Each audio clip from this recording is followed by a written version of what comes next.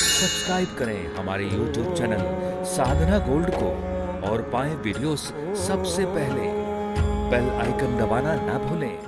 एक बार जगन्नाथपुरी में वृंदावन के एक सिद्ध महात्मा रहते थे, माधव दास जी महाराज। बड़े सिद्ध महात्मा थे, बड़े सिद्ध संत थे और जगन्नाथपुरी में जाकर के रहते थे। उनका एक नियम था, रोज 4 घर से भिक्षा मांगते थे। 4 घर से घर पर पहुंचते, माम भिक्षाम देहि।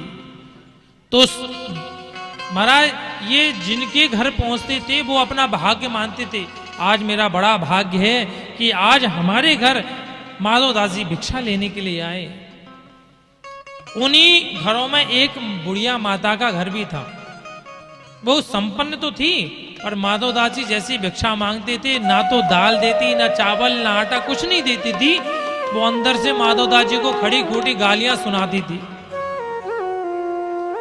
बस गाली पे गाली, गाली पे गाली, गाली पे गाली। माधव दास जी वहीं खड़े रहते, माधव दास जी। पर आसपास के जो लोग थे ना, वो माधव दास जी से कहते, बाबा आपको ज्यादा भिक्षा में कुछ चाहिए, आप हमें बताओ, आप उसके घर क्यों जाते हो? वो कुछ देती तो है नहीं, आपको खड़ी खोटी सुनाती है। माधव दास जी मुस्कुरा के बोले, भैया वो तो वो चीज देती है जो कोई नहीं देता है। पर इसका भी एक कारण था। वो जो बुढ़िया थी उसकी मन की दशा एक व्यथित थी। उसका जो बेटा था उसकी शादी तो हो गई, पर उसने सभी देवी देवताओं के पास जाकर सभी दरवाजों को ढोक लिया, पर उसके घर में ना पोता हुआ ना पोती हुई। और उसका मन सभी देवी देवताओं, संत महात्मा, फकीरों से हट गया। अरे सब बेकार है। बस इसी के चलते महात्माओं से भी चिढ़ती थी। महाराज माधव दास जी महाराज एक दिन जैसे ही उसके घर पे आए और आकर के कहने लगे, माम भिक्षाम देई। उस समय वो एक काम कर रही थी महाराज, अपने घर में जो चूल्हा होता है उसका पोता लगा रही थी। और आप सब लोग तो जानते हैं, शहरों की माताएं कम जानती हैं, पोता लगाया जाता है तो एक मटकी में मिट्टी को भिगा करके उसमें एक कपड़ा डाल के उससे पोता लगाती हैं माताएं। तो पोता लगा रही थी तो उसको महाराज 2-3 बार कहा, माम भिक्षाम देई, माम भिक्षाम देई। बुढ़िया को बड़ी गुस्साई, आज बाबा जी को भिक्षा दे ही दूं। तो महाराज हाथ में उस पोते को लेकर के आए और एक जैसी माधव दास जी को मारा। माधव दास जी खुश हो गए, आज कुछ दिया तो सही इसने। पर संत महाराज कभी किसी का छोड़ के नहीं जाते।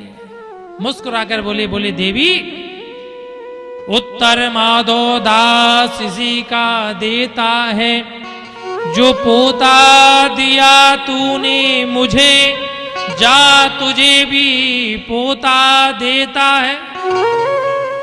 बस उस मिट्टी के वस्त्र के ऊपर माधव दास जी ने आशीर्वाद दिया।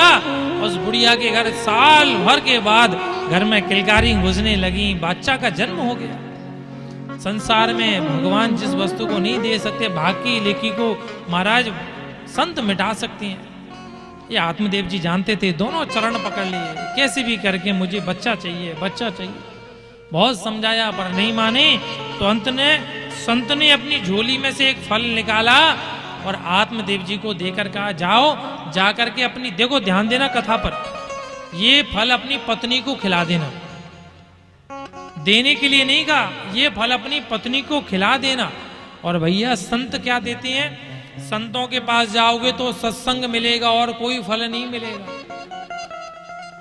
इस आत्मा रूपी आत्मदेव को आज गुरु रूपी महात्मा ने सत्संग रूपी फल दिया कि अपनी बुद्धि रूपी पत्नी को खिला दे।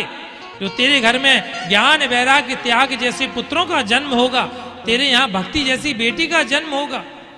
पर हुआ क्या, ये उस फल को लेकर के आया, इतना खुश हुआ, इतना खुश हुआ, अपनी पत्नी को दे दिया। और ये हमारी सबकी दशा यही है। क्या दशा है? हम लोग कथा सुनते हैं, कथा में अच्छी अच्छी बातें हैं, सब बात सुनते हैं।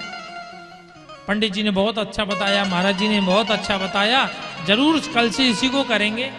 बस कल पे जो छोड़ दिया वो आत्मदेव जी की तरह ही गुनाह कर लिया। सत्संग में जो मिले उसको तुरंत अपने जीवन में अपनाओ, तुरंत अपनाओ भैया। फल लेकर के आए, पत्नी को लाकर दिया, देवी ये फल है, महात्मा ने दिया है। और महात्मा ने कहा है, बोले तुमको पवित्र रहना है, कभी भी तुमको अपवित्र नहीं रहना है।